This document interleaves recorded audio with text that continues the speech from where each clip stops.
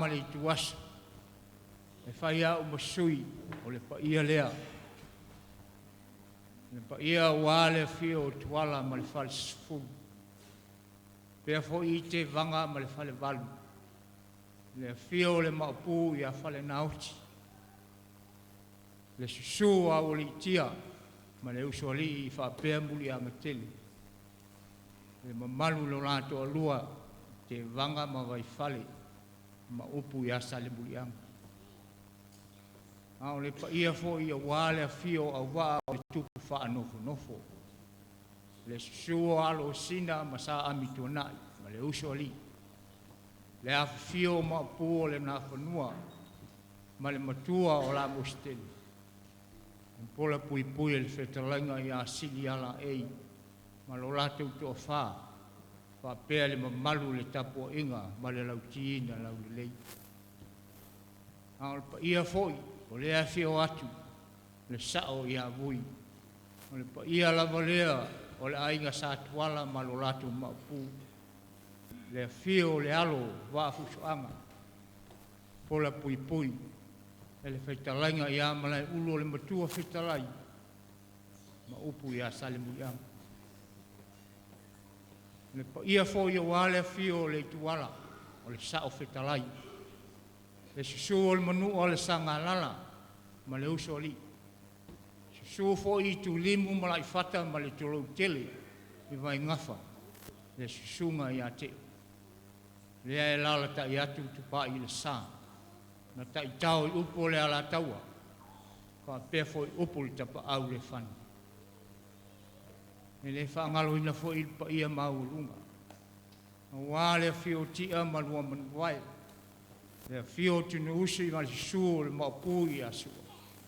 Le pola pui pui, fale fia ma le fale salafai, ma le mamalu le longa ni pule ma le fai toanga.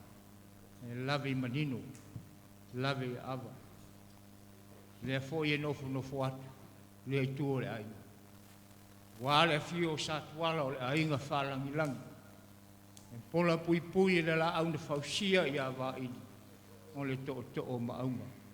Kai nane fo i le mamalu, nofo atu wala, lau tina lau le lei, ma le vaina lepa, ma le mamalu le fale ana. O pa ia na o ainga na lua. O lea o mai se i moli mai, so mata watali ma se hafini. Se i vai ane, se sunga le whawhengainga, ma lona fale tua. O lea o le au tau mafuta. Pea leo se wha matalanga to le pairi, le paiae o le galesia. O ia, e moli atu ai, whanau o le nei ainga. Ia ravan au afa, ia o le ainga sa atuala. Ia o le ainga sa mani e toa, pea foi. Ia o le ainga sa tunu mfonu.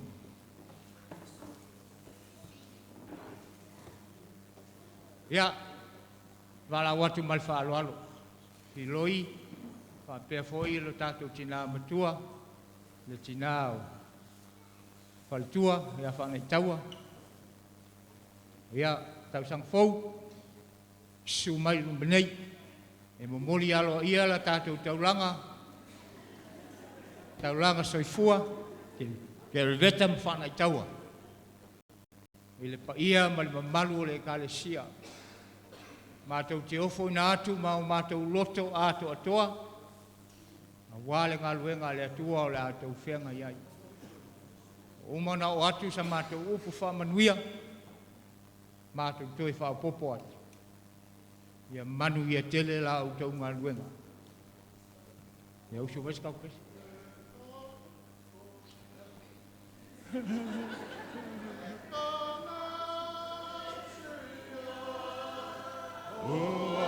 Kali, kali.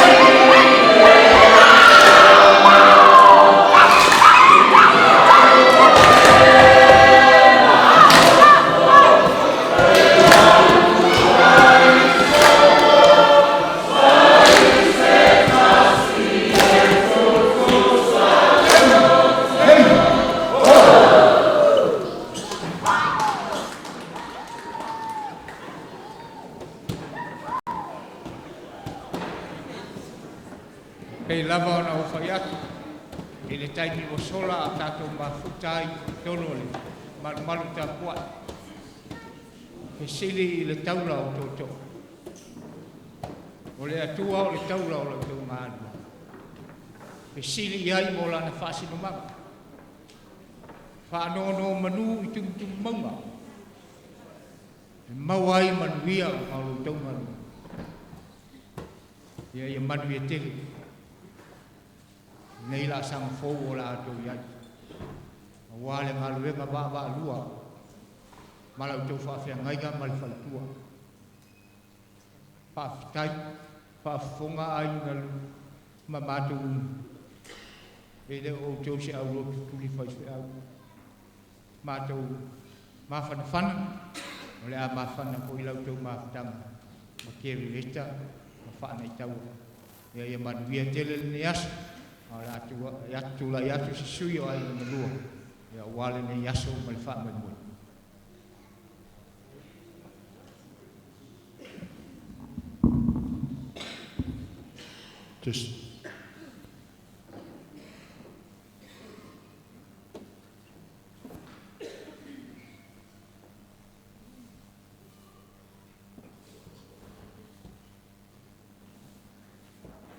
Ese le pungi loa, ese le pungi makakong.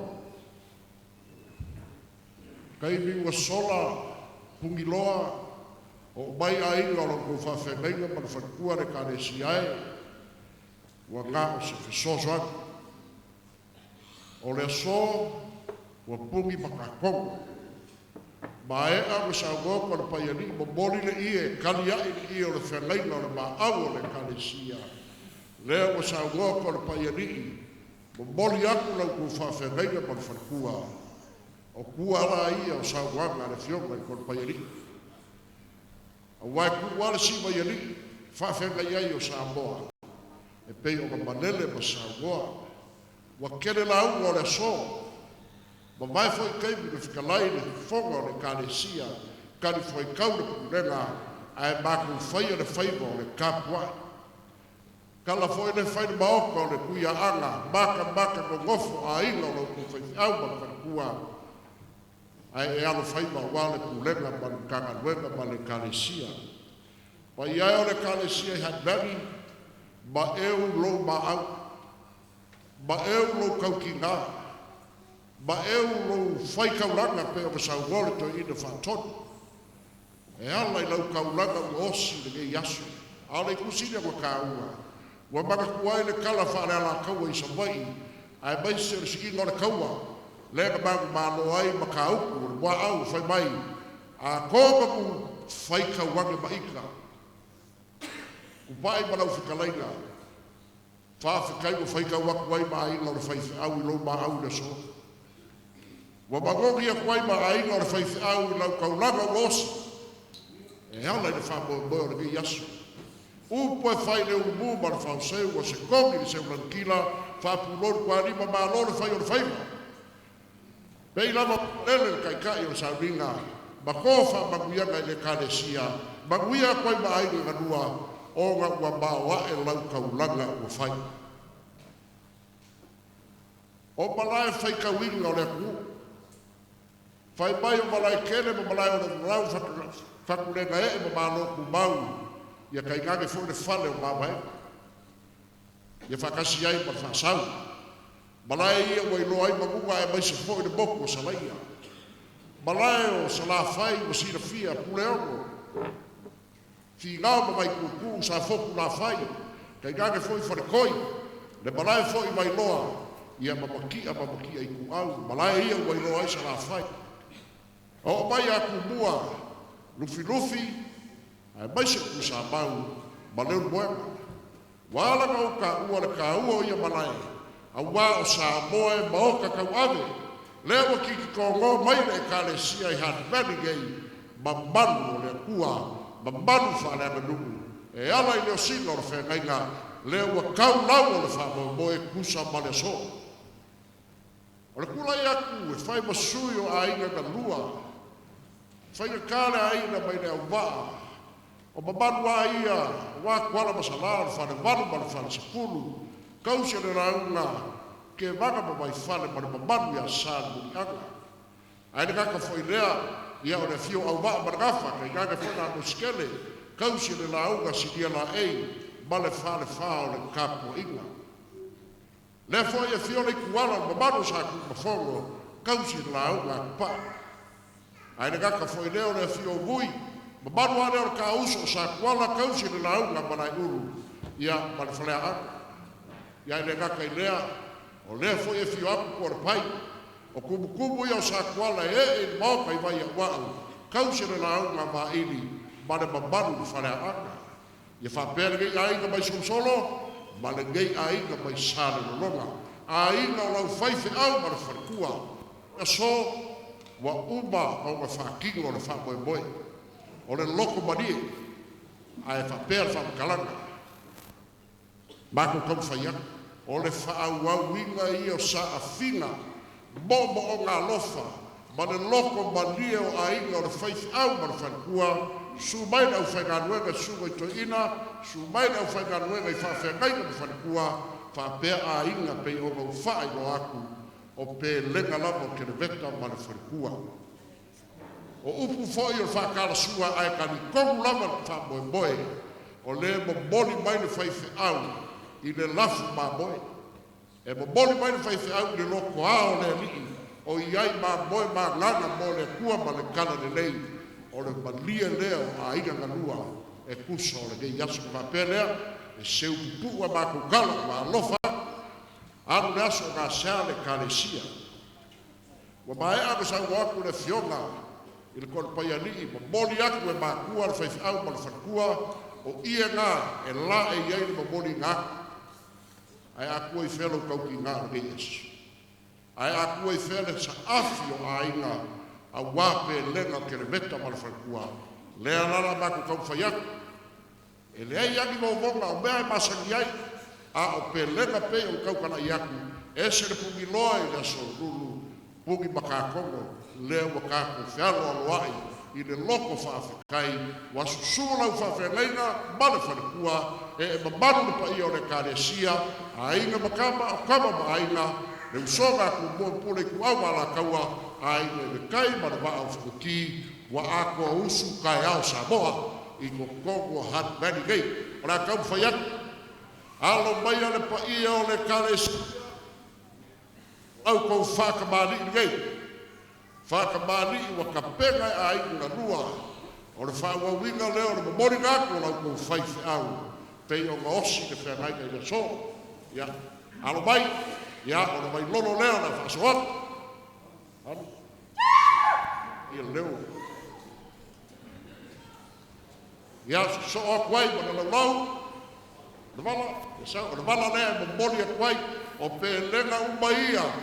Ai na le whaifi au ma na whanakua.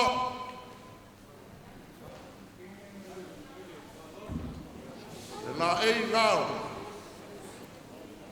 O le whakamani i na ma ia o le kāresia i Hutt Valley.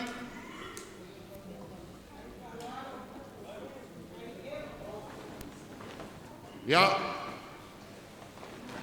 fo waku le laulau a wale wha moe moe o whakamani e po ia o le kāresia.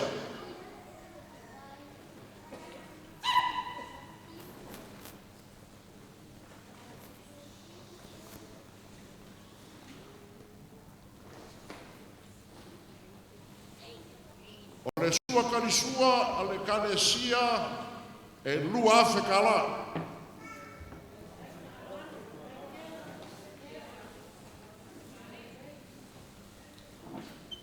O le la langa le ufikai le whakamani i pa ia o le kāresia.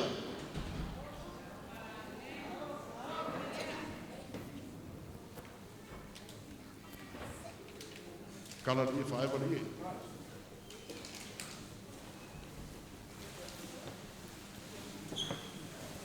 Pa ia kāresia ia lea o le kōwha.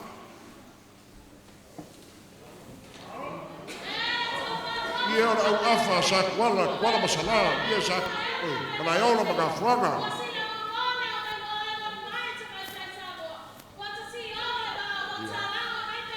O le kōwha ngai pa ia o le kāresia.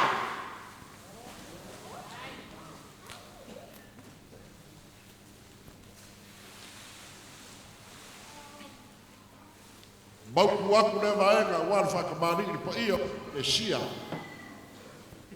o suga tan masa malu fo io sa kwala la suga na wa so sa ki sa e kausi ka wenga kala le leia le fa no logo le ke yaso wa o fai ba sa e kausi ka wenga alo mai o lo fa ka mani le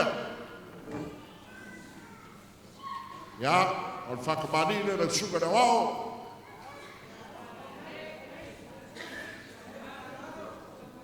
so ok malau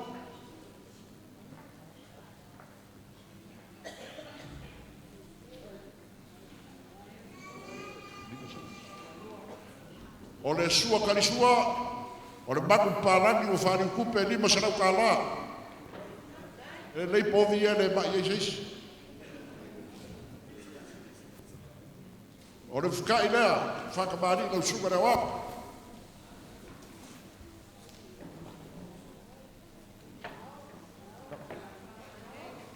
ai ver ko fa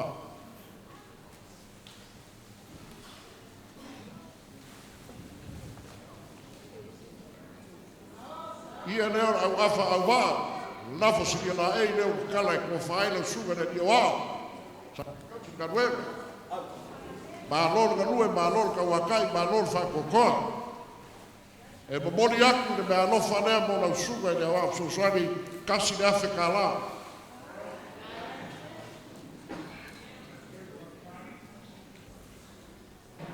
lau suga nei a kaua, lau suga nei a so soaku asa e whaine loku raso ka ku whaino iai. Ia mā lo pēra ka nue mā lo na kaukua, ai alo mai o lau whakamani nea lau suga nei a o lau suga nei a taua. Fau aku le, whakamani.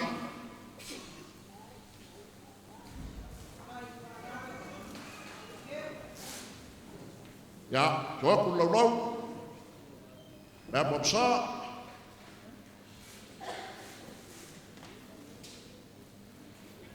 o le sua karisua, lua se kala. La langa leu fikai, whakamari lau suga nei ataua.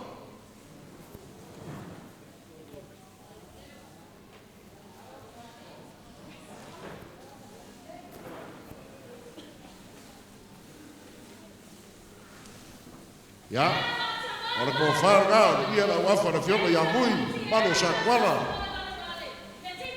Ko fai lau suga na wa ya me alofa nea ai karua lau suga na wa ia kua kasi na Afrika la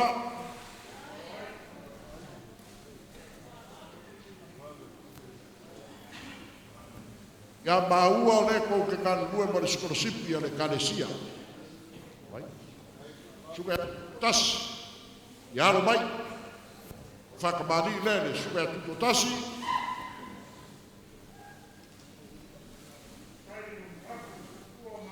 ya, so, ko waku lau lau.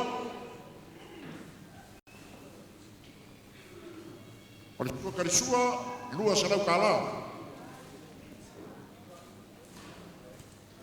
A laga le whika, a mani i le skorsipi.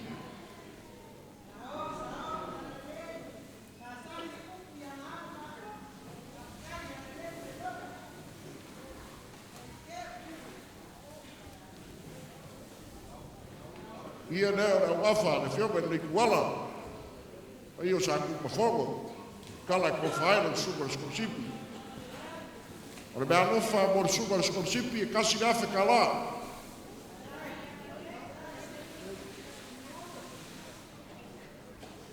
Ia. Mau kuaku le mai. O suga le faila kusi. Faila kusi le kanesia na Feagaiga kupai. Ia, kau mo fai aku Aiga, fai au ma fai kua. Fai ka fo ko finga o le kanesia le ke mau malo. Malo ga lue. Malo fa ko ko, fa ka mari le la suga fai na kusi.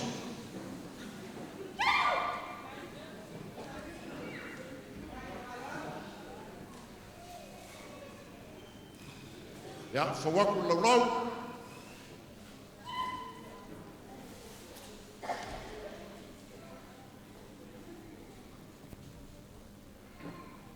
Kupai o le sua karisua, e lua se lau kala.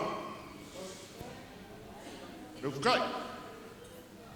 Laka le ufukai le whakamani le usunga le fonga le karesia. Paewa ko wha. Ia, wha lea la usunga le, whai la utsio.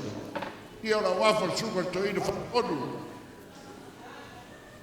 O kaka ruenga mai maunga. Ia ar Feagaiga wala wako male. Abo bua al kuya kua.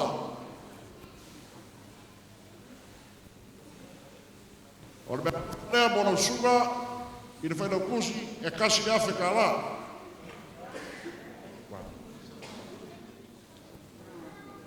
Misa, kapa fua e no uswafa e no uskune wale no ufionga e kaua anga.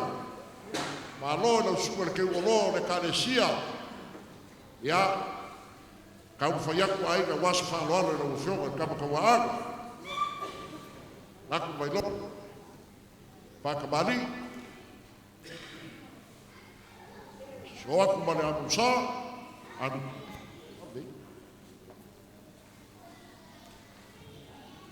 Sua karisua, wala whakamani lau whionga ki uloa, lua se lau kala. Lufka.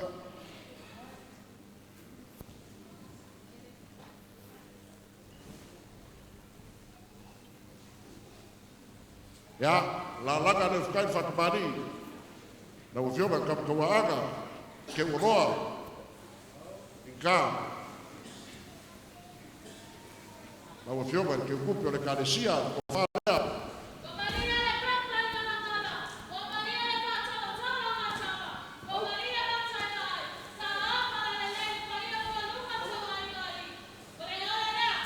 Mea lofa lea, Aiga o Kereveta ma le whalikua mo rau sugar ke uloa, na uwhionga ka waaga misa kasi le Afrika la.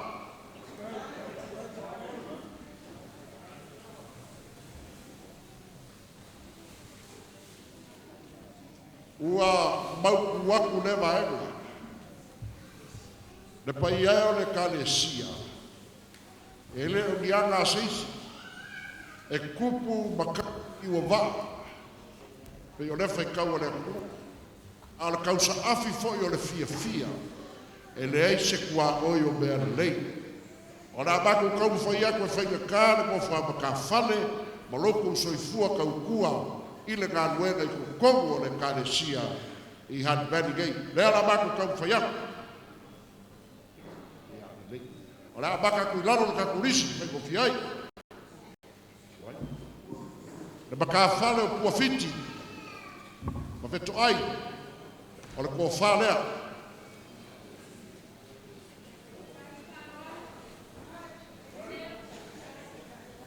Kasi alie. Ma ka whale ngā kua fiti ma veto ai, o le kua whalega, mea lofa aiga ganua, e kasi le Afrika la mo ka whale lea.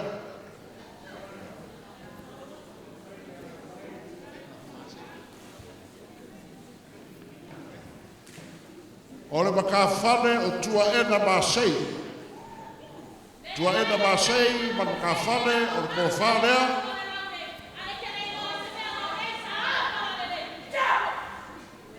O le mea lofa mo le maka whale lea, kasi le Afrika la.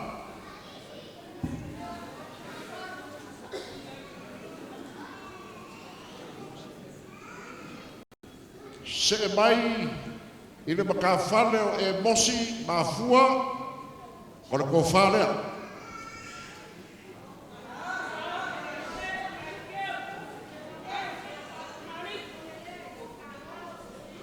E momoli aku i le kasi le Afrika la.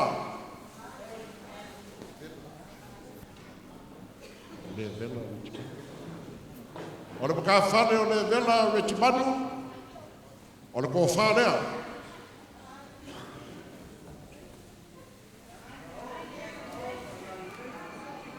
E momoli aku le kua wha, e maka whane lea i le kasi le Afrika la.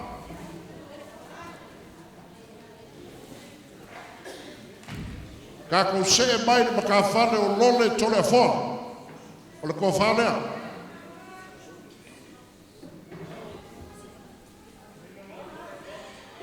Maka whale o lole tone whoa, mo mori aku le ko wha kasi le afe kala. Ia, se masai se i whamaki, ka kuritsi maenga nea. Wow, seki o mo.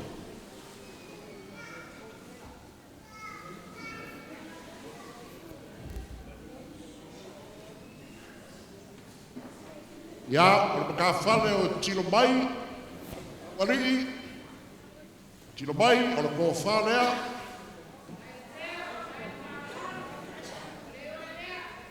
e mamori aku fo i le kasi le afe ka la.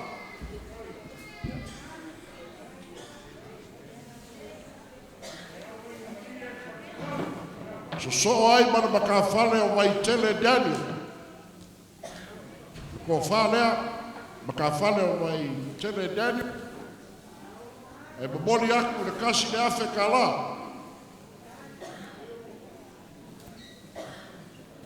Ia, ia. Maka whale o mafua le uruai. Ma loa le kanu lue le kanesia o le ko whalea. E mamoli aku le ko wha asi le afe ka la.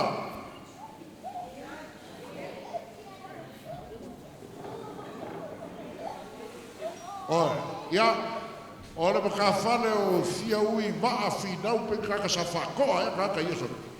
Ia, o le ko wha lea. E mamoli aku le kasi le afe ka la.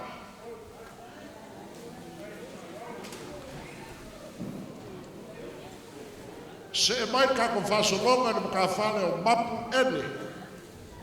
O le ko whalea, o le mea lofa lea aiga kanua, pe renga o le whaifi au ma le whalikua, o kasi le afe ka la. Ia, masai ke isi ase, kanan malo lea.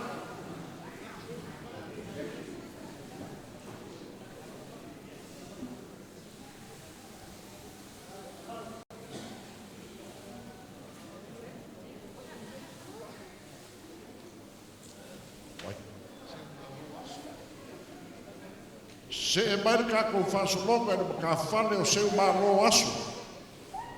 Alo mai o ko whalea.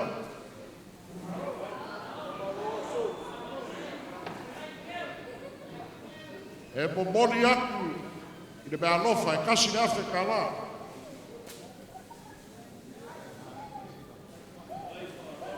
O le maka whale o whai aina fisina whai. Alo mai, mea lofa lea o ko wha. Mori aku ni me alofa kupe le kasi le afe ka la.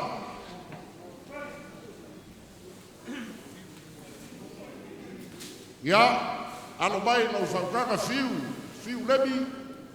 Ia, o le ko wha lea.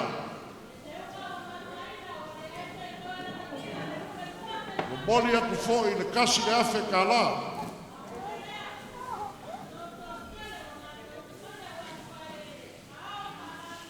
O mai kako whasolonga, e whionga ia tukuola timu, alo mai o le ko whalea i le maka whale. Puola, momori aku le mea lofa lea a aiga kanua, kasi le afe ka la.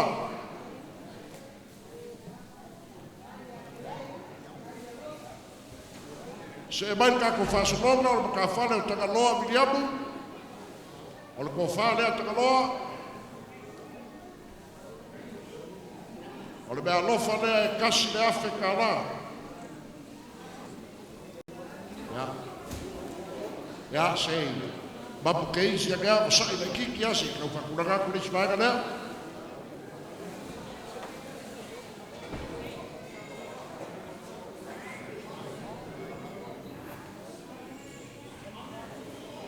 Ia, o mai na whasolonga. Alo mai na wafioka kama kaua aka kukua ngai. Ia, ko whalea. Mea lofa lea ni maka whale o le fioka ia nai kasi le afe ka la.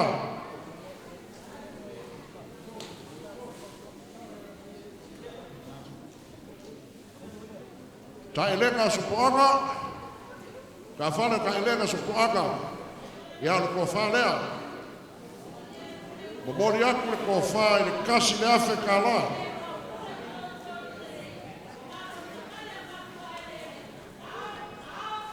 Ia, ka baba kua ia ae, langa.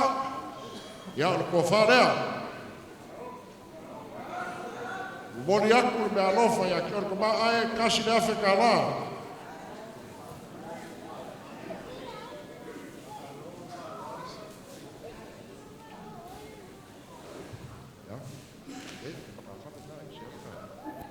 Ya, bisa. Lea kai ese a kofinga o le kalesia, leo mako se e mai kulanga whapakawhane. Na o fioka bisa, alo mai, o le kofalea.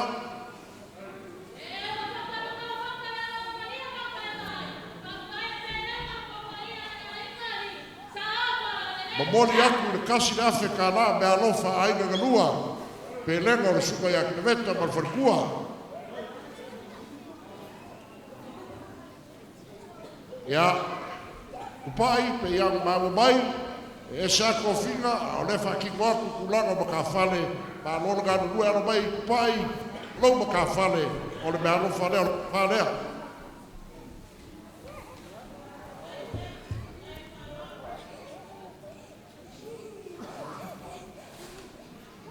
E mamori aku i le kasi le afe kala.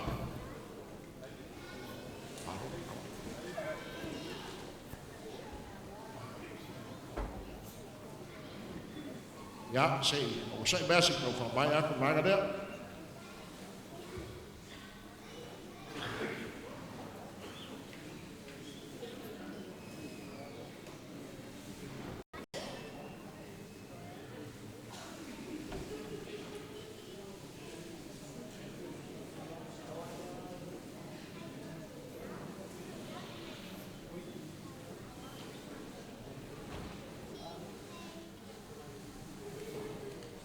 Ya, lau sunga ina wa ora ia toa.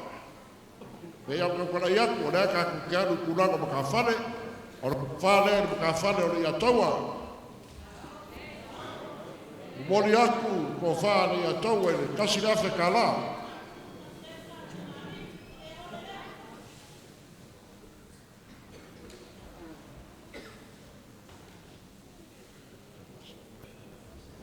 Ya, lau suga na wa te masa. O ko fale.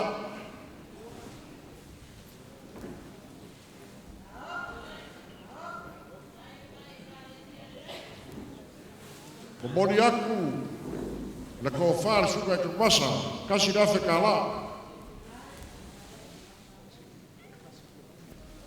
Ya, lau suga skos. La ko le fo fai no ka fale. Aga basa kia le kalesia alo mai o ko falea.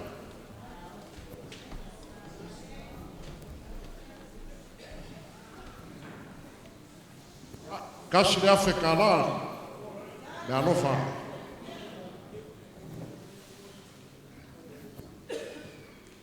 Ia fai mai e iai mai isi me ka o makawhane fesoasoani. A maka ku nei. Sago ko makawhane fesoasoani, makawhane no lokuma. Le malu Lions. Ia alo mai, o ko whanea. We mai le moi o upu, o le mea lofa kasi na afe kala. O mai no wha mau popo leile kalesia ma whaia. Whau mana kanuenga le kua. Mo leli le ia taua, o le ko whanea.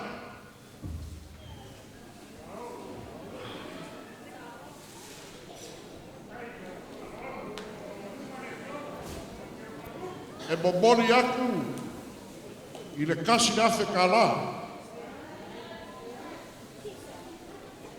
Mo leli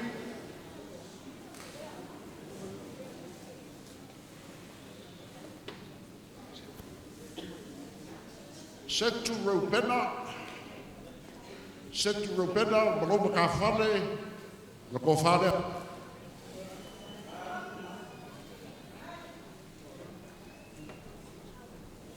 Mo mori aku i le kasi le afe ka la.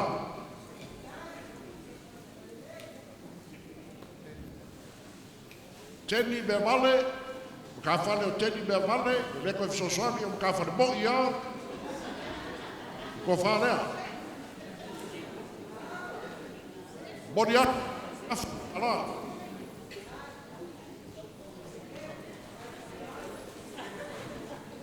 Manu a Aiga Bruce Langa. Leisi lea ka whale, na ko whanea.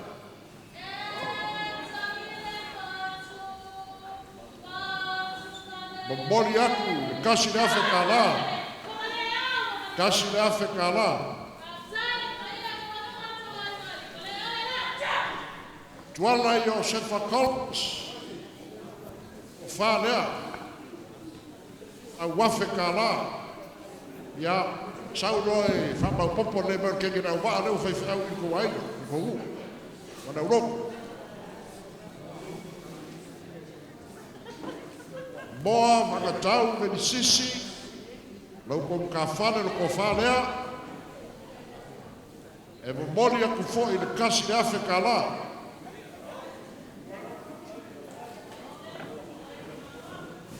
wako kene fo i se kua uruku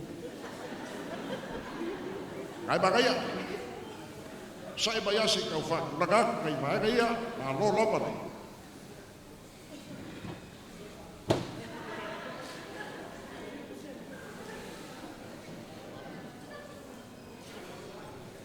o le maka whale o soalo Raymond, alo mai o le ko whanea. Me alo whale a inga nganua kasi le afe ka la.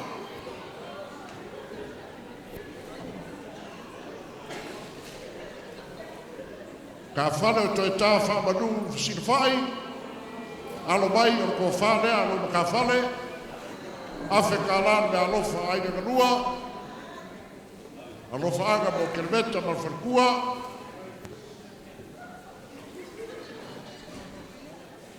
Ma ka whale o si osi kwaiten o le ko whanea. O mori aku le ko wha i le kasi le afe ka la. Ramuta reti manu. Ma ka whale o Ramuta reti manu. O le ko whanea, e mo mori aku le ko whanea, ka whanea ne, le kasi le afe ka la.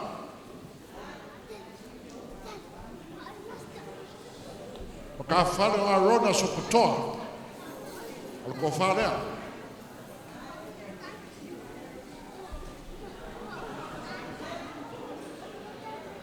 Mo mori aku i le kasi le afe ka la.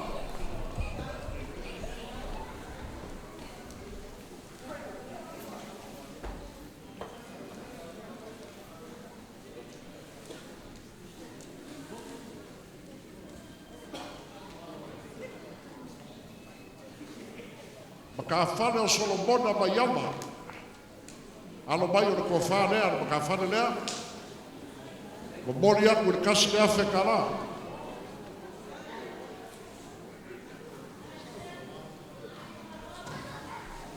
Si i mamao tau ili ili, ma ka whane o si i mamao tau ili ili, o le ko whanea. Mo mori aku me alofa ai nganua kasi le afe ka la. Alofa weli, alofa, alo mai, ko whale, alo mka whale. Mo mori aku fo i le kasi le afe ka la.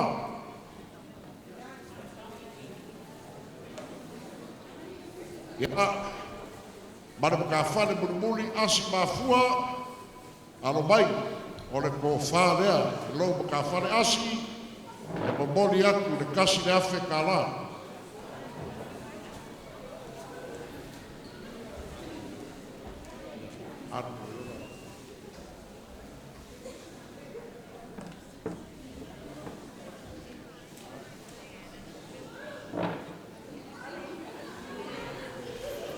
Ya, kupai fa mormora na usuga le fonga o le kalesia e iai se maka fale wale mau aku e le aiga ni fa mormora so so mai e iai se maka fale wale mawaku le pa bolbole lo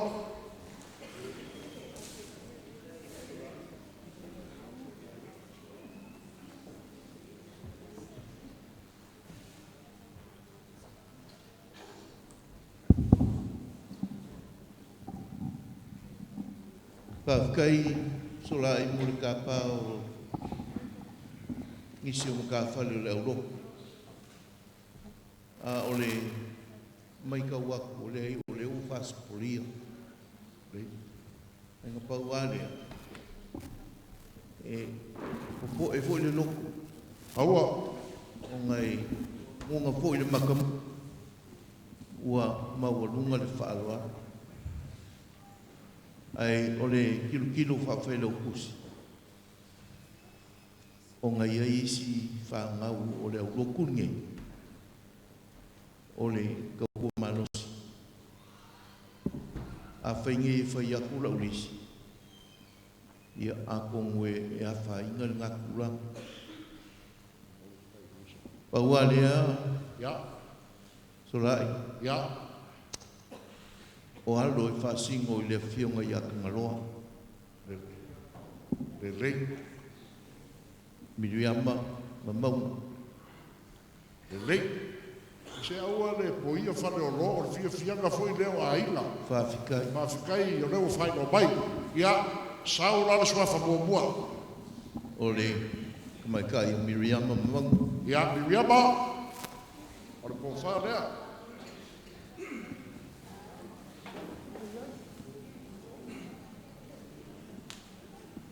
e momoli aku I le 5 sarau kala ave le whenokusi Ia o le isi. le lei O alo le whionga I te okupe. Ia misa. ia Maikai o heiso. Matana. ia kaiso Heiso. o ia ka anu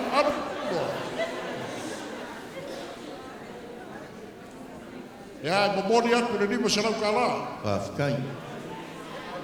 Ia o isi whanau o alo kamaikai. Ia kongo kamaikai ia tilo mai. ia ia o alo io kino mai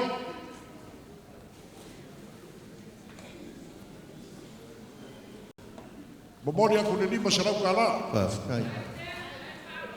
Ia o isi alo whamole sola. ia O alo e whasingo I Kailenga. Le whionga e Kailenga. ia alo na fiona ia kairenga Le li lea ka la au natu.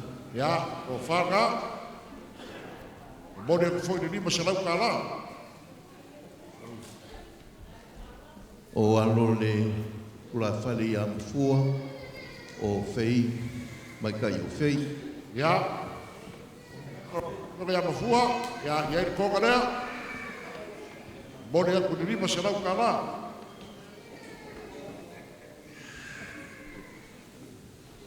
O alo e whasingo I kurenga I asu malo. E kaurelea I a mulivai. ia le malo alo tu malo ia I konga lea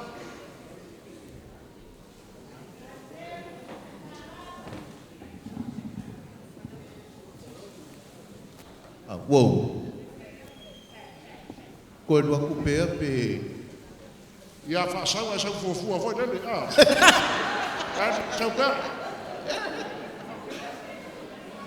awa le pole wawe le kupe al melo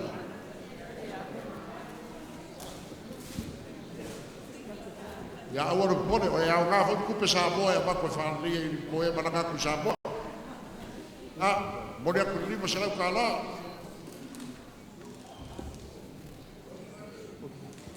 o mulivai lea.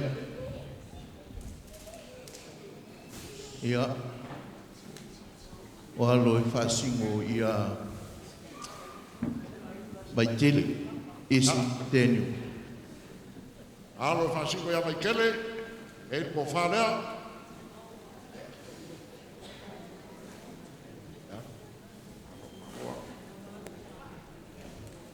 anu no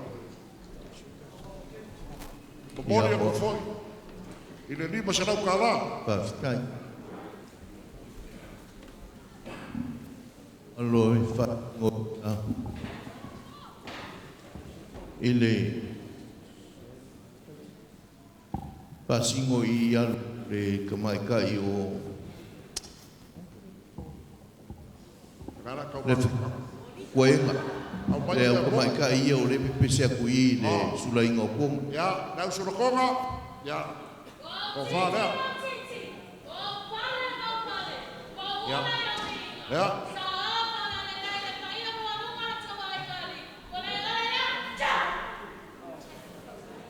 Ya, mori ako no ko lima sa nau kala.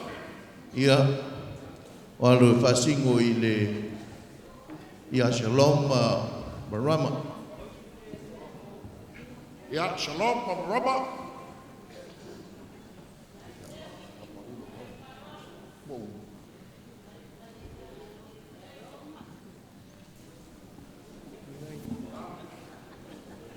Mori ako se negi lea. Mo makafane pe kaua. Ia masalu le lasi lea. Te whai akuange I mea ai kalamonga le makamuli. Awa ke pore. Ia. O lau whangau. Maria. Ya. Ave, walo ia le. Sugar whanakusi. Ya. Mori aku se negi lea.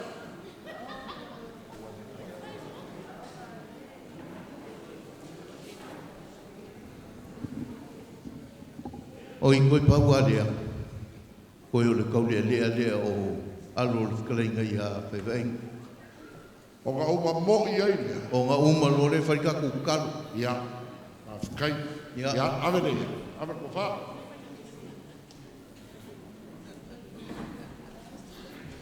Ia, whawhikai surai. Le lei. Pai.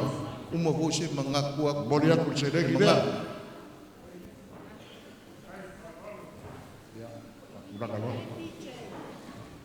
Ia, pai, pa ia o le kalesia, na suga le whaifau ma le whanakua, moku aku ngā maenga.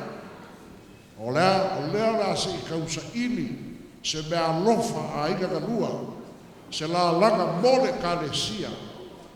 E se a whanolonga o whakingo, e se foi kau mwhainga mo makawhale, a kui whero mako fia.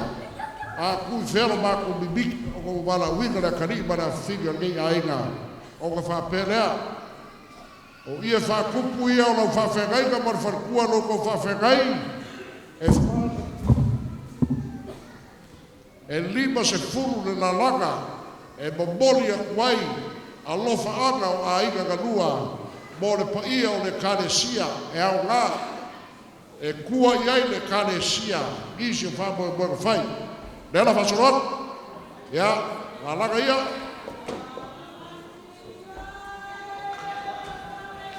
Fasol.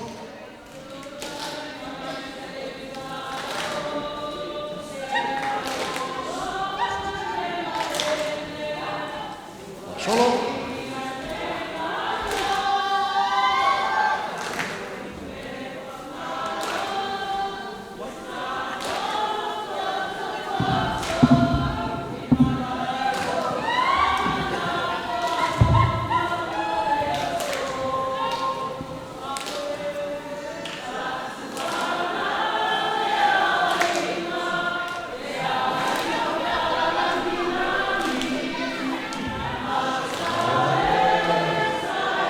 Pese vai hatania na la kofo.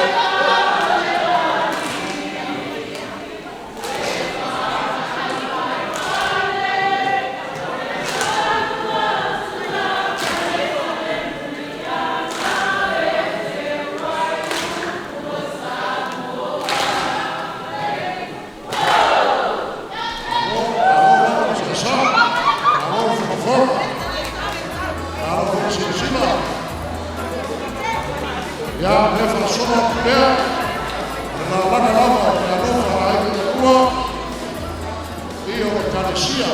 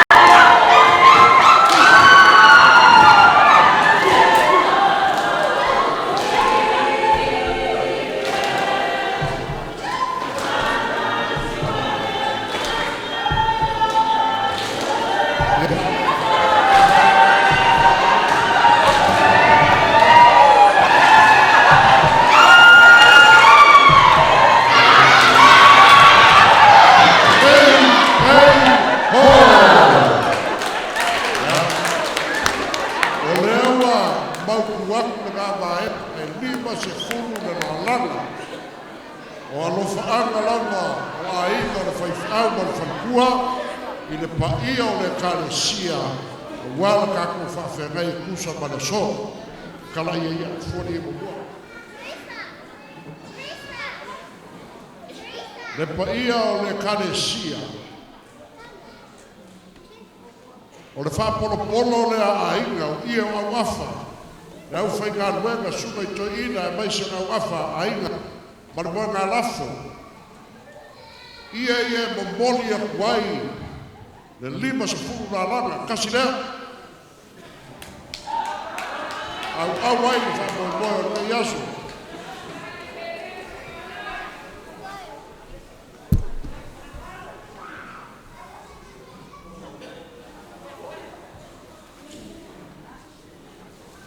O leisi ngā lua.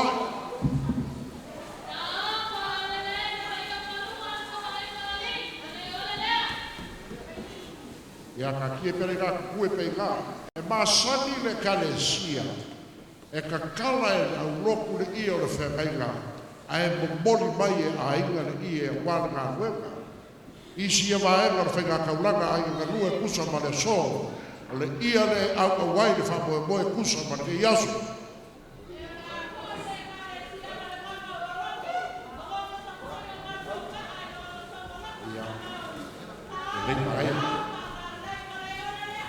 Ya, kua kunala o konga langa. Lau suga e le whai lau kusi, suga ia o ao le ke kupe, suga ia o ao fiome ki a kongo male kalesia. O le mālor ngā marakonga, mā au aina. E momoli aku whapea, o lau kau mawhukana kusa ma le soma kaku whawhengai, e se furu afe ka la.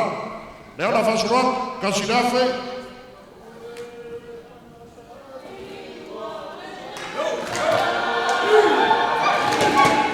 leisi le afe.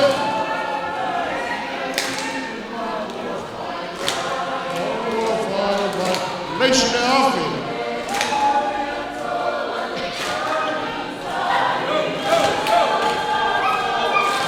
Le afe no mawhare.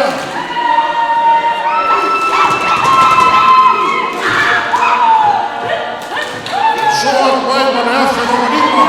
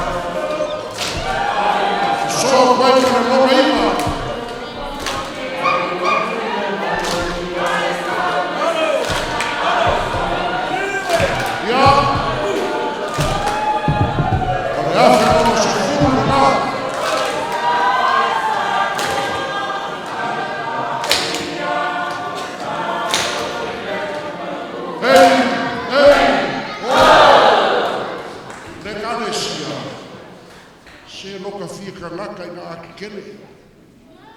E le fia kele anga paua o mewa fuai e le kua ia le au maa ma whare anupo. Ia whapea aiga umo le whaifi au ma le wharekua. Leo wa maa kawa ngani mai e kusa ma le so mania whengoa lau kusi sina. I se kau ma whainga aiga na lua. Kako se mai. Upua ma sa nge kule sima yali. Leo wa umanga osi le Feagaiga ngei whaikau mai pe whaafea lau whaifi au ma lau wharekua. Alo mai Kereveta lau sunga le Feagaiga ma le wharekua. O Feagaiga o le kalesia e whakasai hanari. Kau ma whai ako o lua aiga. Lau lua whakamari lea.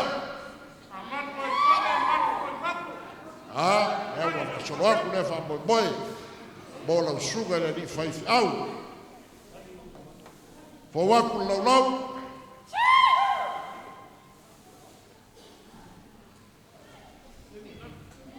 Au fo waku lau lau.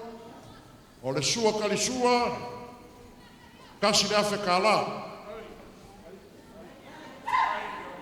La langa le ufikai le whakamari.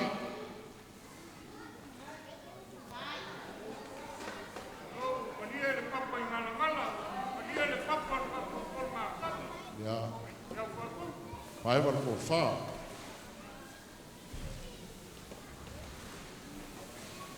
Kereveta. Mane wharekua.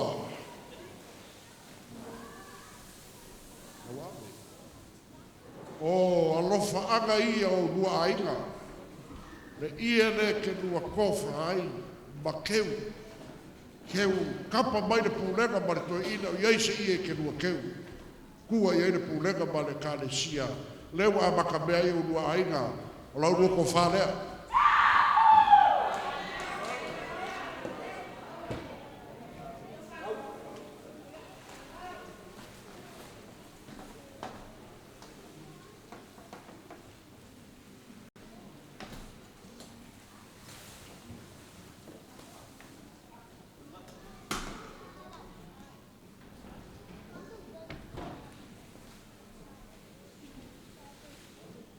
Kereveta ma le wharekua.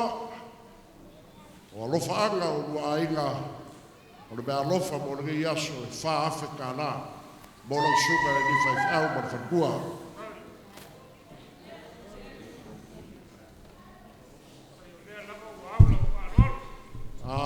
Pai. Pa marulu lava aua gei e fuakia ma le gei aiga. Aua gei whaikauinga makou ai pekai. Leaga e whainga ka o lo iaia mako rupe whanele. Lo iai foi nau pensionge a inga o whaifi au ma le wharekua. Ia e ki kausi whaifi au whape ngā whuna konga le gei a inga. Ngā asika rua mingu ke asi kau mwhai ei se whalo alo mo sunga i to ina. Ia whapea foi pa ia o rupe whanele le gei a inga ma lo whalo alo kene. Ia o le a maka i makua whaleanganga o Kereveta ma le wharekua. O le sunga i le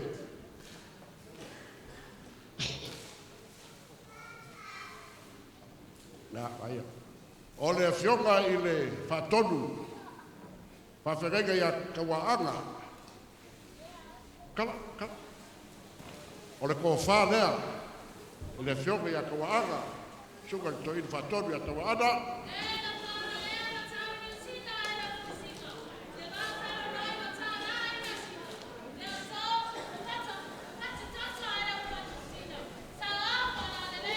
Fakani. E momoni le kofa ka waanga i le kasi le afe kala. E poi ave ei. Kegida.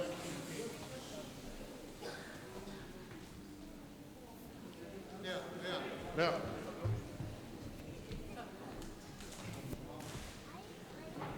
Ia le whaifi au mai kele suga ia buau.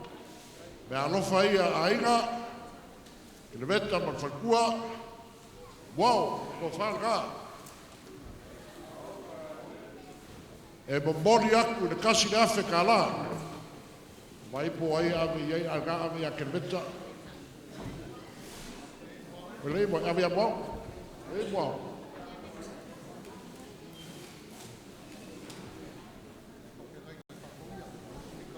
Ia, o le Feagaiga whakuia, suka ia pita lo keni, ia o le ko whanea.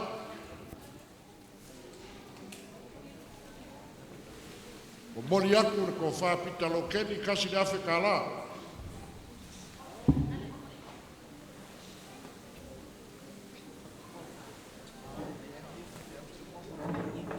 Na olo i Sara, o Feagaiga ko le pairii, o le ko whanea. Mori aku kasi le afe ka la.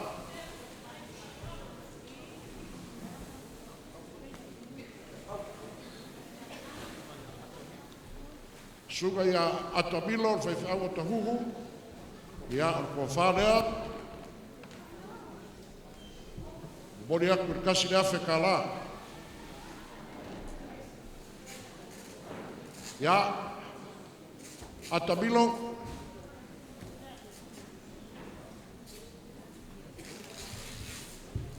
Waida. Ya.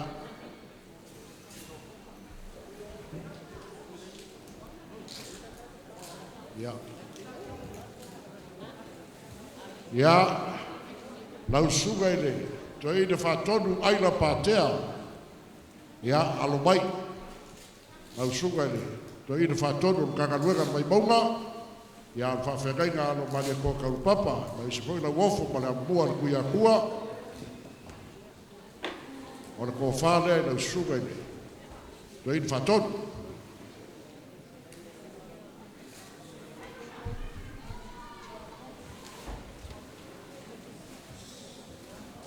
Ia, aila, mamoni aku ko whāle kasi le afe ka la. Ia, o le suga ia nove waila au. Ora ko whālea. Ia nanga ole, whaiwhi awa lau kupunega maru kaganuega ia nanga ole. Ko ki ko kei Aiga, mone aku ni lima serau ka la, suka ia nove mai la au.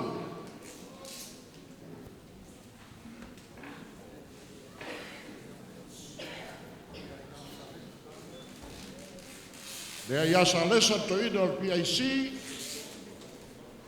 o le ko whanea, alau ke ukusi lima serau ka la.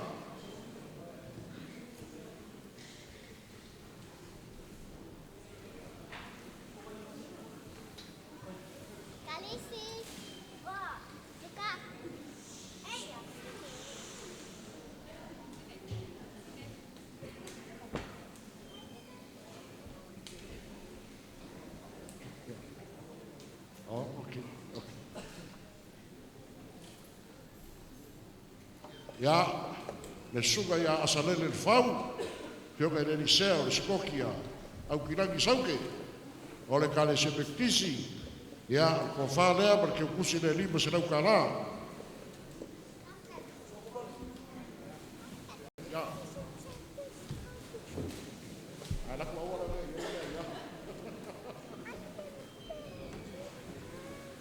ia, kako se mai, kauranga soifua kei Aiga lau suka pekelo, ia Feagaiga sasa mo sa ma, ia o le ko whālea.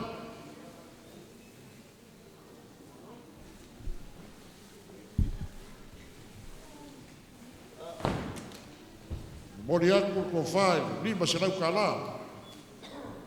Nei karaku ile, whaithi au le leika le, kuko mai.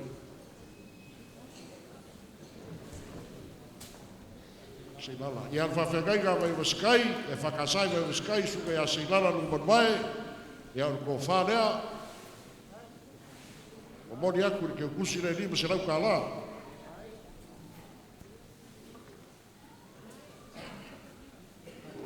Suka ia Alisana Makathi, o ko whanea. Ia, o mori aku le lima se lau ka la.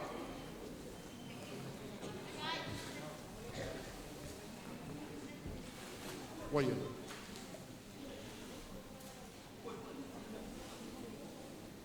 Ia, suka i toina pensione, suka se nara, o le whanea, o mori aku ke kusi lima se la. Sina rai. Ia le suga pensione o riva tiai. Ia ko whanea.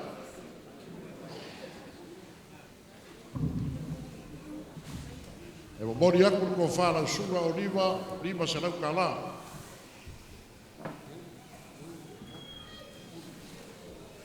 Leu tumau whanakua o ko whanea pensione. Leu tumau ia ko whanea. Ia male ke kusi ne lima se lau kala. Lai mai sorry, ave I kama ave whiwhaura.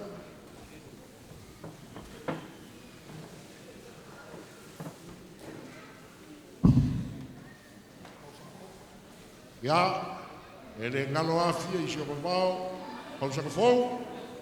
Ia, on ko whanea. Mori aku ni lima se lau kānara ki kusi.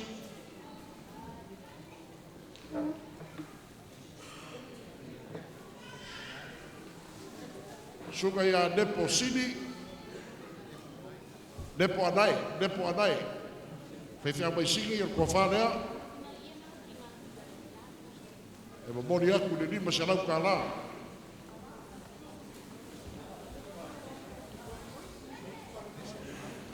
Nepo le si oi ave ke kusia nepo. Ave a Kereveta. Au nese anau. Me fai au espia o ko whanea. Lima se lau ke kusi. We sina rai ei upai ni ko kene o fai au o rei Aiga. Sweetie pupi. Fai tau sabusu, o le ko whanea. Momoli aku I le lima se lau kāla.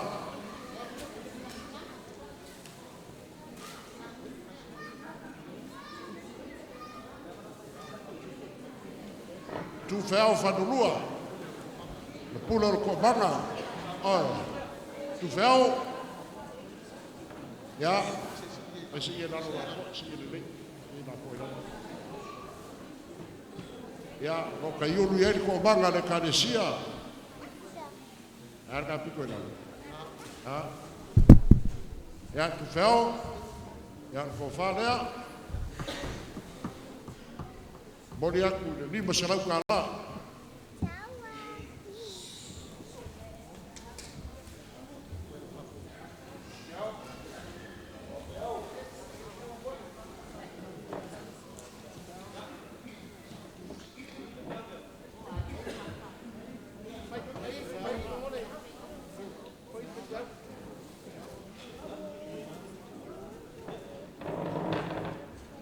ua o mai le si ui o kako wha boi ia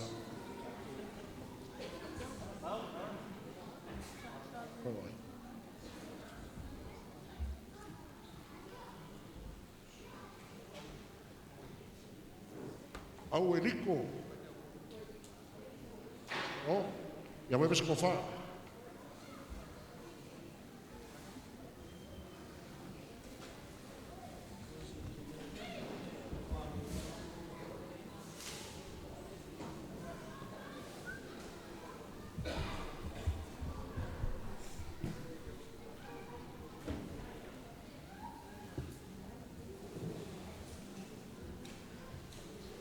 o sai mai asi ki kau wha mai le lei ale manu lau kao sao mauni naso lau ku wha Feagaiga manu le kalesia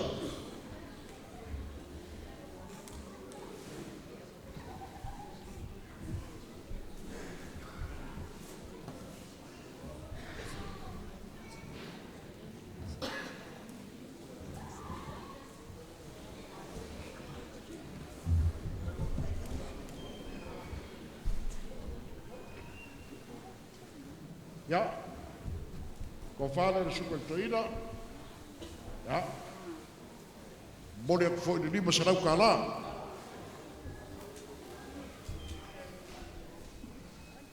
ave aveta pea.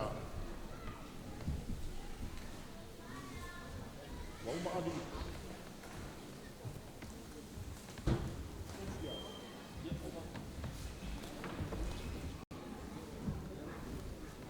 Kupai, pai o le kalesia, wa uma aku se kau mawhainga aiga nganua. Pei au kau kala i aku le kaimi ua sola, o le fia kangaka ma le fia kene au wangaka le malosi. O mea lava wa au mai e lea kua ia au au ia, kua i ai ainga o le mako malosi lea ua mawhai o le mako whai. Aga iei gisi me siri aku e sa whao ki ale uko le whai mea. E whaiga kāre pa ia o le kāresia. E wha manu waku a inga o le whai au ma le whaikua. O ke makua whaako ese mo wha maulano aku pa ia o le kāresia. A ave le kaurau sila le soo lau kiki le au lau pale le ngā a inga o le whai au ma le whaikua. O ka pau o le foa ia le kua. Malia whengoa le ko wha. A o le aso. E le o mea ia, mākua le māau. Ia, o ia a nei. o upu ua umaka ka ukingo ai le kālesia, lau ko whawhengainga lea. A o upu ua umaka sa ua ai le whaiwhau ma le whanakua, wakalia lau kou wala au, a o le mika mikanga lea i a inga. A magaku lea, pāpea, se upupua kala wā lofa, alu le pōanga pō, ma le gei aso a koa wha au ngangasi. Baku kala o na whai. Aga le lei mai le kua i whamoe moe ngai kusa ma le gei a fiafi. Ai le kua whapoe vanga no ka whawhengai. Kala ni. Pai. Naka o le ke kui mo kari yolo. Wala whamoe moe o le kālesia. O lou lafo lea. Kai. Kala ni siki.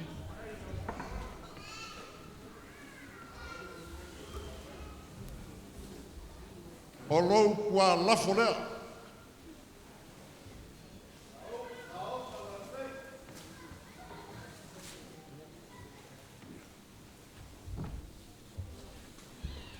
Ia.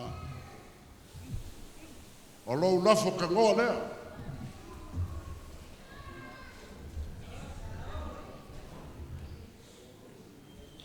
Ia, ma lou lafo solo muli lea ke kifa ai. E kasi le afe ka la.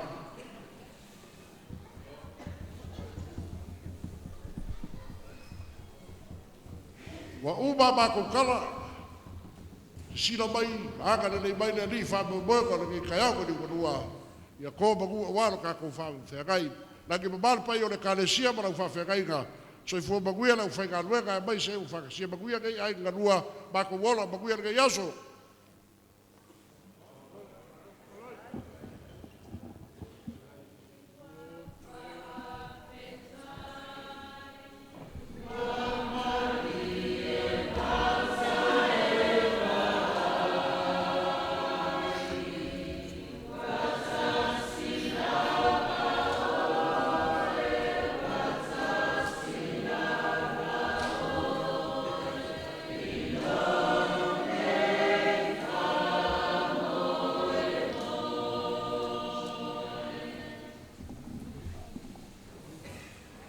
O le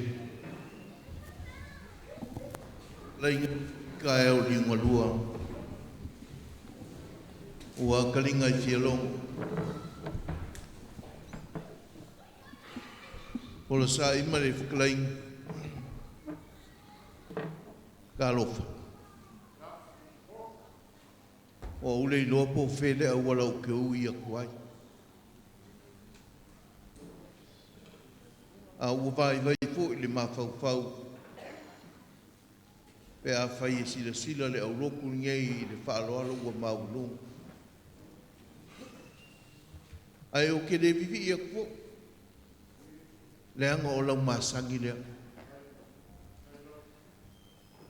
Le mea lea o lau whaaloalo le ngei aso le konga pa ia leo ka ua afu le kalesia. E o lava i alo ma whangau o ngei aulo. Wa lako paki kia lo ko wangu nei. Le ai sa mako lau. Wa anga ula unga ki do ko kelingi me ko I. O fa umi fo sa ula. Sai o le kala unga nga. Pa io ko wa inga lua. Ke ngangi ai ia ko ka ulanga ngaka nga duenga le kua. O le ale ko yo o asa mako kala I ko sa ma fai nga. Wa lo fa wa le pa pelea. E iei le upo lea kung hoi lea I pia kele po ula. A whai ke sa ma. E ka kau fo ngā usiva siva. Ai a whai ai alu la usiva e le kau. E le ongo mea fo sa usiva e lau kou sila I la fiafini ai. I ai wha malu lua. Pa pia lea. Pa ia o la inga lua.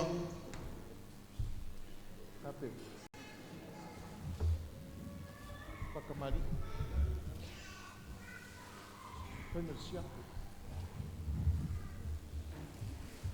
O lau kou whakamari rea.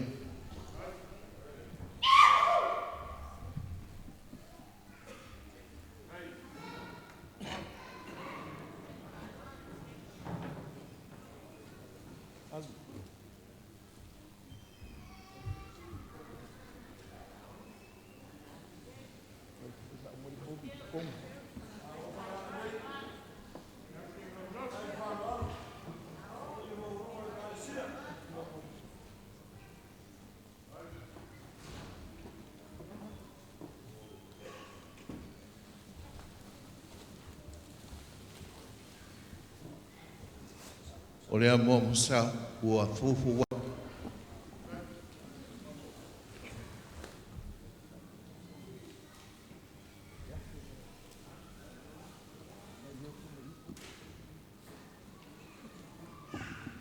O lau kou sua kar sua. Le mwhaiang ua ngā lea kungu. O ngō ngei aso wasui. E oi, wasui. Ai le mwhai o ngā māku alo e se me masangi ai no kāku o kungu. Lau kou sua kar sua. O le mangu palangi.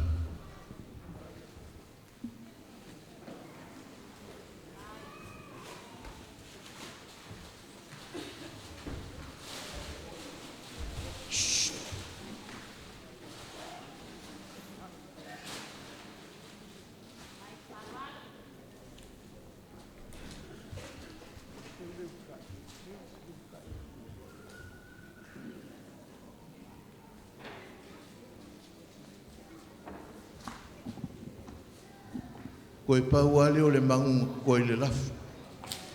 O le u whaalalo e whainka le nge yasu.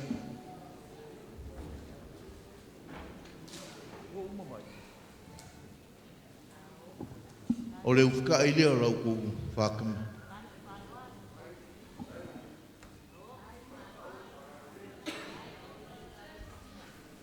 Kala.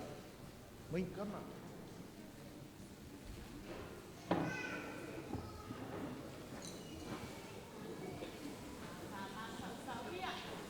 O sai, o le ko whaalea lo uai.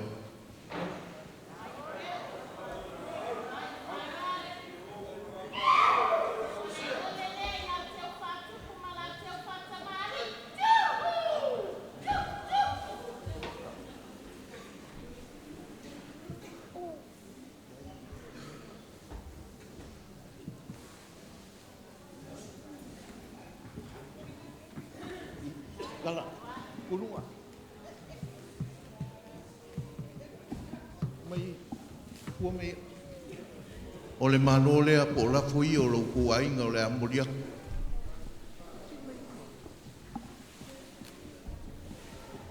Kala.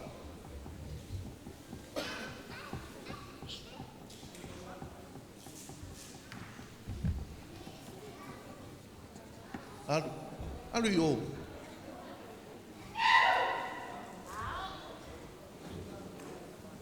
Ko whamarie o lasa ko sila le kau I sa mako kumwhainga. Se o ngapaua mea ua mako maua. Ala iki amakai o le auloku ia ana ngā. That's a size.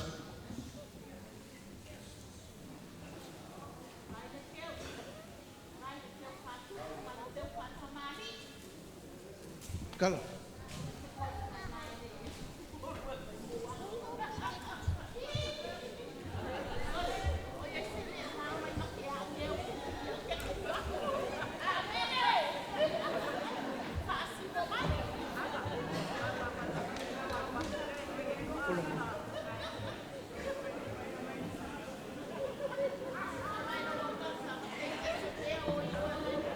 Ua, alu.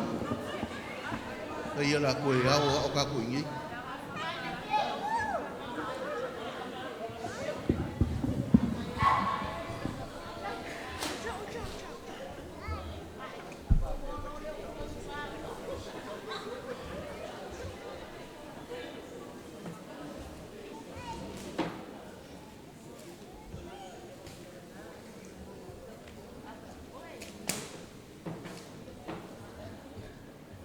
Kala.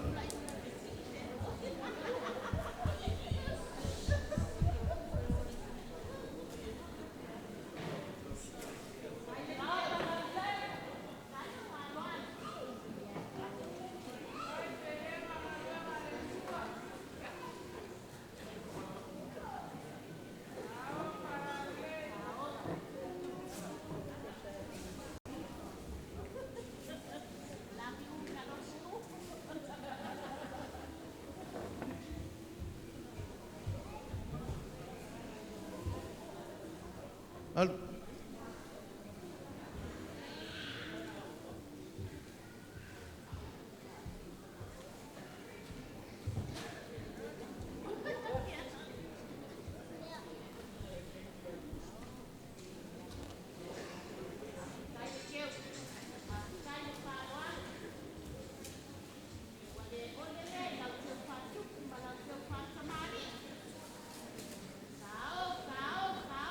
Ko sa i mai ni, ia ka ngā ka po inga ia pa i ma blau.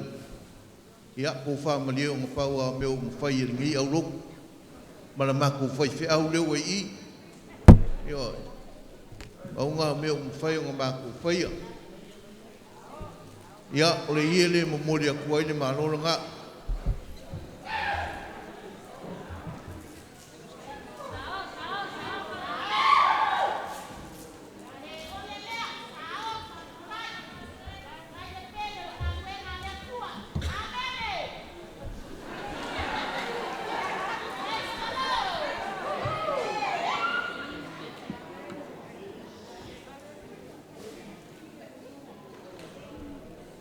O sai, o le silia vai ngol ka mwhainga le au le sunga le whaiwhiau molong whalikua, sunga li awa. O le kau mawhikanga le ale ko au lok, ale ko pai olo ko ai malua e se fulu afi.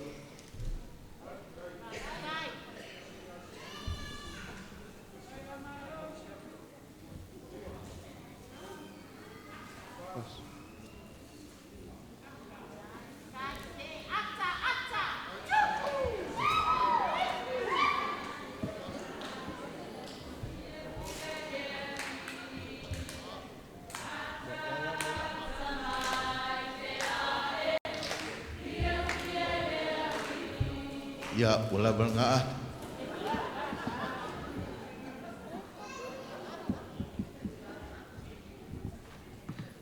Ole pasi se le o lo ku ai nglua. Wow. Gols fulu afi.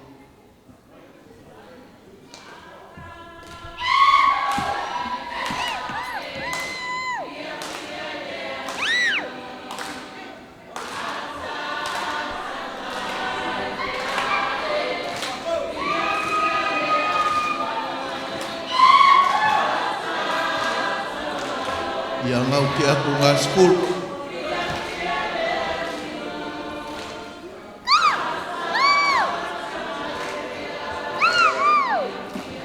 Ya oleh sulia skul ko buat.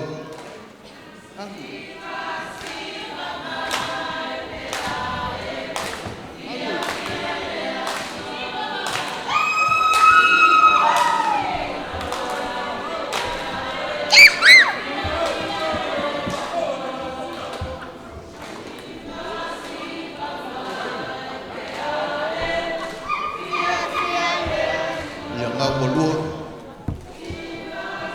Ia, ma le koe sipulu lea.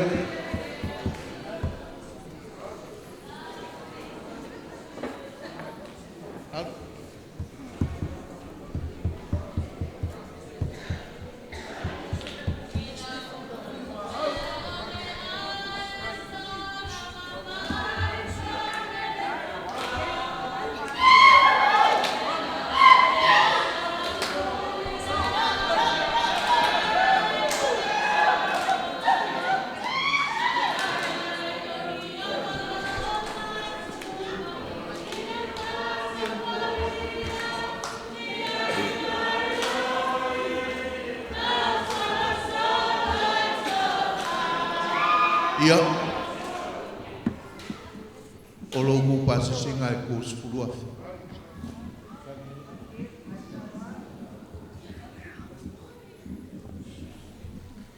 Sai.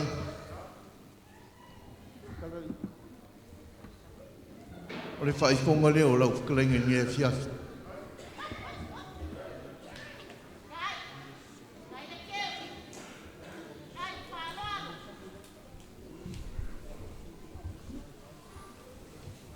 E kasi ai le aise kua alafu.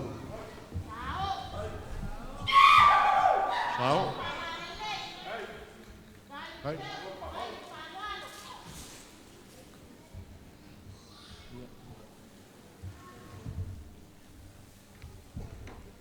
Ia masi au me solomuli le lua afi. Hai. Oi.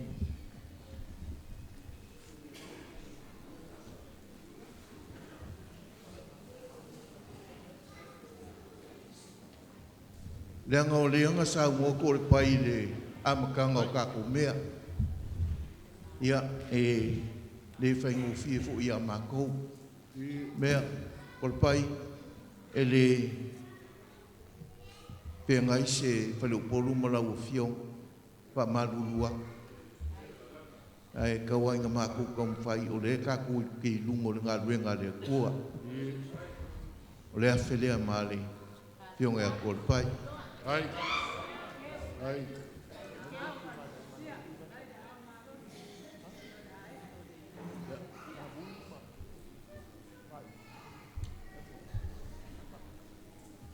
Ia, mali ka pua inga ngai o ka whakafa, sorai.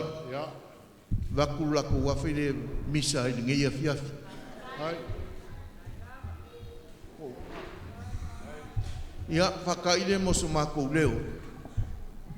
Ia, alofa mai o le kua, o afu fuanga, ma whamoe moenga o le pa ia o ku ai. Ia, alofa mai le kua e whakaungu inga ma le mapia. Ngisi fo i ora a kaku lea sa. Ia alofa ngia le kua kai le whainga malanga i lungo le ea ma lungo le ala. Ai ngā whapea kaku malolo le lei kai au, kaku sa ungi lea sa.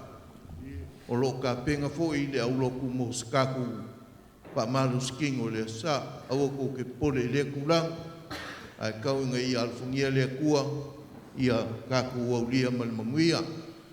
Le sunga i le whawhengainga, Kereveta ma le whakua, o lo rua mauka, ua mai a unka pena. Le aise me ke rua pole ai, o ke le ngukua e peape ka. O le ango whale, o le mauka o lau sunga, ngā māku whaonga inga i ai le kōs furuafi. Me lea, whawhika i keni. A mai e alore kaku wha moe moe ni. Ia o suro leo lau sunga mai whalekua, mai ngofu alo, i lo rua mauka. O le kala lea ma le au kele ma le whaaloalo. Sai, wale isi si mako kala, koe a le tamai le langi o tātou malo lo lea. Le lei. Wa lofa aku pai. Ioi. Waru le aso. Ai, i foi le kari kukunga, o ko sai ke isi lava, o ko kulanga lava foi, e le umbale, kausa afi, e kusa o le wha moe moe o le geia fiafi, mua mua, o le ko ngai ale fai au ma le falkua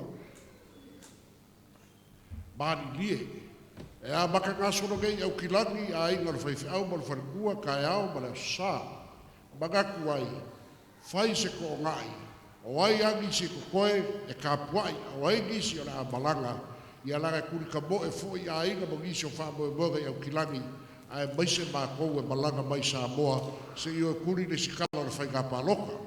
Ma pēr leo sa mākou kala o le ko ngai le gei a le whai au ma le whanakua. Ma lia le ka le sia e le au gisi a anga. Anga o sa vai uponu mau ke o ma le povi. A naka mākou ke malanga i vaanene e le ka lia le New Zealand ma le Jetstar. E wha manu mua kuai ua au lau wha alo alo.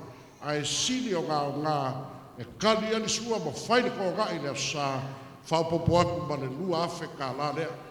O le ko ngai le ngā le whaifi au e kusa o le whamoe moe ma le whalkua o isi maenga uma o lou ma au mako karika oko le ngasi o ma lolo e kusa o lou ma au ma lou wanga le lei i le gei fo yaso longa lua o le kālasanga e mau asinga se furu mingu ke mo a inga o le whaifi au ma le whalkua i le poku nei luma i pei anga e maua mai e a maka nei le iwa i le pōga ngā solo le oa i au kilangi i a ngā isi Samoa ngā isi au Skania i a māku kakalo a kwai whaamaka mai a le poku nei luma whaamole i a mo a inga e le umi fo o la māku kakalo lea a o upu whai o naso le gei o lou ma au ma lou milosia ua lava lou maka fia fia e mali ai ainga ua lava alau fai mea fia o le gei aso e oli ai le au fai galuenga lea ma inga o le fai au ma le whalkua ua lava ia kala le vi aku a wae ma sagi le kupu ianga whakupu ma sagi le kamani ianga whakamani ma sagi le whanu polu i kuwa whanu polu a e sini o ka ma sagi le kaka kaukua loku e kaukua loku langi ma mara pa ia o le kāresia i o ka kūlanga whanupe Kuma lea oe wale manu lea lau whawhengai ka kaulagi mani whanakua ka kalo ainga mangu ia kele le kālesia ma lau whawhengai ka mana nganu e ka fau a makaria ia soifua manguia suka i whaifi au ia manguia le kālesia manguia ainga lua ai mako wola manguia le gei a fiafu a kai ia ele ai e le pongisale au loku i le klainga mal saungang a wale au ki koe so aku ai. Ngai kisi la fia le ia e le maka ngofia si kanga kai whawhanga le lafu ai koe ngofo ma whao ngā le lafu. E oi, le ai e le poa sa mako wa ai le aso ngei le asu mai le pa iyo o ainga ma sangi le ia ngisi e ngofo ngei.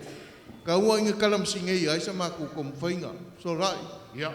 Ngai ke ia wa koe mau lo ka fa moi wa umanga e ke aku pe la maku kom fai o le ia le pa i o lo ku ai ngai willing ko ngai la ko ke fa ngai ngai lo maku ma o le maku pa o le aku le mali o la wa le ku pai ngai fai mo maku le ba fa ai ese le bogi o maku la gonga maku ka lia ma le no ko fa kai lo ka kala mai ia ai fa pega io ko fai ona ba ko mo povi Samoa ia lei si mea la fa kuia le fa ga ruega fai mo ka ko waso ia la fa kuia le sunga i ko inga i le pulenga i maku la sunga vai lau ki fa winga le ka ko ma fukanga ni ia fiaf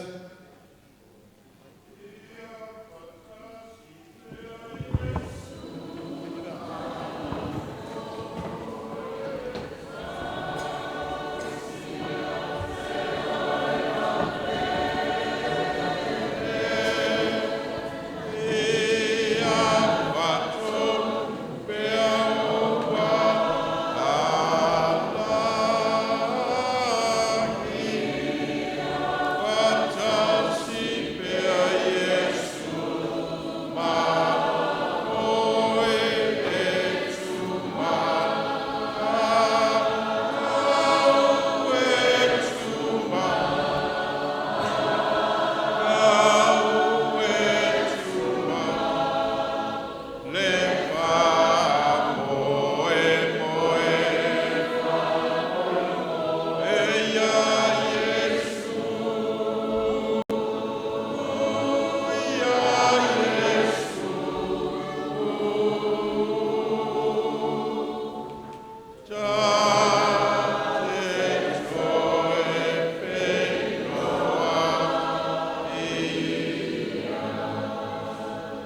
matou whamoemoenga lava ia, lo matou tamā.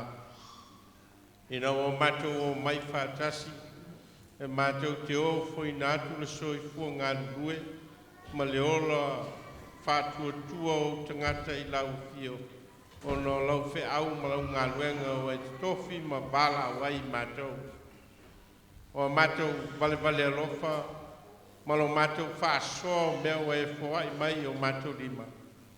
A vea ia whai ma matou osi ngā tau langa I lau fio, o na o auto finga ma o filifilinga o I matou, e whai ma mea whai ngā ruenga I o ao, matou tala, whamanuia nei au rotu.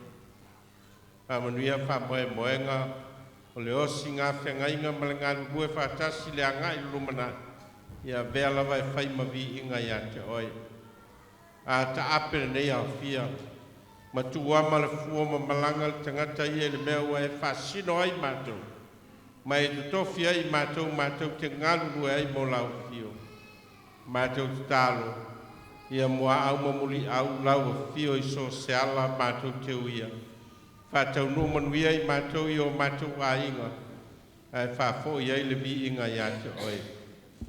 Tuma mai o matou lunga ma lunga o lau whanau le rolangi atoa. Le alofa ma le file mua lau a fio le atua lo matou tamā. Le alofa silsili ese o Yesu keriso le li ma le whaola. Ia mafuta ina I matou e lou lava nganga pa ia. Nei se iau e le whababau lava. Amen.